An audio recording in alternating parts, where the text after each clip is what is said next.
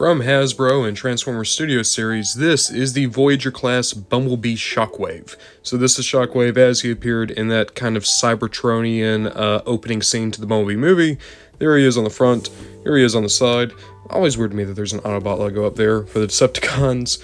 Here he is on the back. He turns into a very like Transformers Prime looking tank, and that's because all these guys weren't meant to have vehicle modes. Hasbro's just had to make them for all these Studio Series figures. Then there he is on the side. The figure looks amazing. There's no plastic in here, but, you know, I don't care that there's no plastic. I actually prefer it because guess what? It's way easier to shoot these things when I don't have a plastic glare right there. This is what Shockwave looks like straight out of the box, and there's a lot of things about this figure that I was not expecting. The big one being, oh my god, he has a hand. Apparently, the gun arm is just a big accessory. We're gonna get to that in a minute, but this is weird. I don't think it's necessarily the first time we've ever had a two-handed Shockwave, but, I mean, other than animated, I can't think of any other two-handed Shockwaves. Even still, like, the proportions here are so nice, and I love the purple throughout.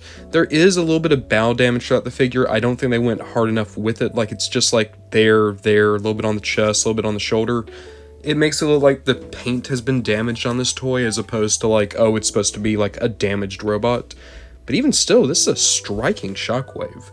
I love the colors here, and I think the overall design identity of the character shines through beautifully. That head sculpt is just to die for. It's easy to make Shockwave's heads boring, but I love how they put the little gunmetal gray, like around that big yellow eye. It's just so nice looking, man. Alongside that, I really love the see-through chest here. I'll be honest, I thought Soundwave was going to be like the highest I could ever praise any of the Studio Series Decepticons in terms of just looking great. Shockwave is outstripping Bumblebee Soundwave on like every front for me right now.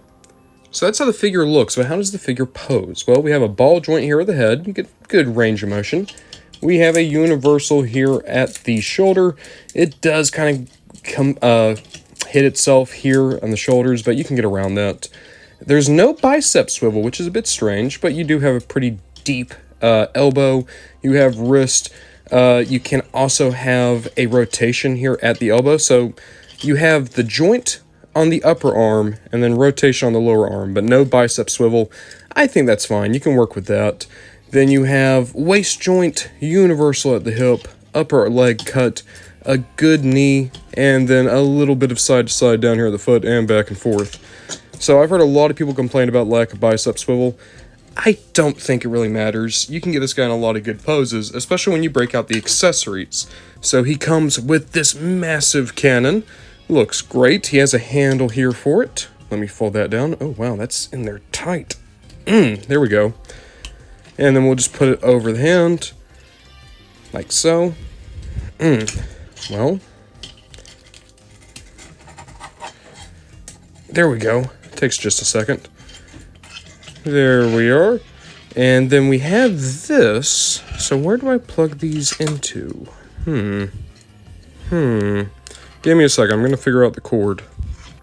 You know what? I'm not praising the gun arm as much anymore. For one thing, it's just way too bulky for my taste. Also, the wrist, like, to get the cord working, like this, you see it's supposed to plug into the shoulder and plug in here, it just makes the entire gun rest awkwardly. Let's take out the cord and see if that's better. No, even still, you can still see the hand, and the gun just sits awkwardly in the hand. Okay. I'm not gonna lie, I think I liked this Shockwave better before he had the Shockwave blaster, and that's not good. No one wants that. Even still, you can get him into good poses. It's just to get to those poses, yeah, it's time to abandon the cord. That's not too great. I wish they could have worked something out better with the cord, maybe make it a bit longer, or, you know, the Masterpiece made it a spring. That's probably the best solution they've ever had for Shockwave's cord. But that's splitting hairs. Let's actually try this guy in vehicle mode. Transforming this guy, you get this really funky alien tank. Again, very Transformers Prime-esque. That's you can totally just see the robot here. Like, there's the legs, those are the arms. He's kind of just starfished out, but like, more happens in this transformation than you would think. There's some actually pretty clever things here, like the chest wraps around. The turret is just the gun. It looks better here, though. Take it off, though, and you can see, yeah, Shockwave's just always looking down. But hey, we can put that right back on. Oop. The gun really is my biggest problem with this whole thing. the peg hole is just slightly too big, so it doesn't go in well anywhere. Alongside that, you can see the tank has a hard time actually staying on all of its treads. There's a lot of things here where they're supposed to plug in, but they don't really snap in so much as just rest in the position. I don't know, man.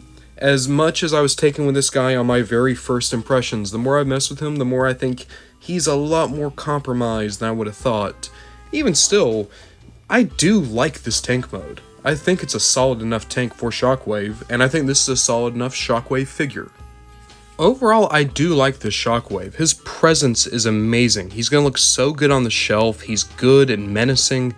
It's just my issues all come back around to the gun. It's way too big. It doesn't look good in the hand because it's not just a part of the arm. And I just can't help but think like there's a lot of plastic attached to that gun that goes into something that just doesn't feel good on the figure. That could have gone to extra transformation steps or more paint or hell, just make the gun a part of his arm. I don't know.